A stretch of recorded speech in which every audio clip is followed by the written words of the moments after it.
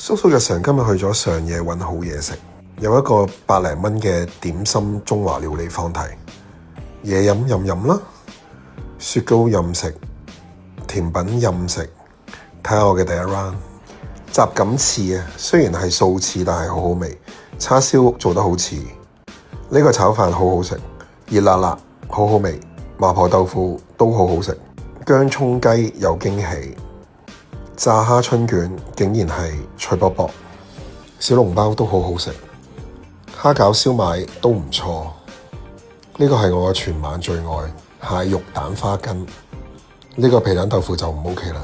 酸辣湯雖然唔係好正宗，但係熱辣辣都 OK。宮保雞丁，雞肉好嫩滑，腰果好脆。呢個係甜品炸麻薯，跟住芒果布甸好好味，西米露都唔係好差。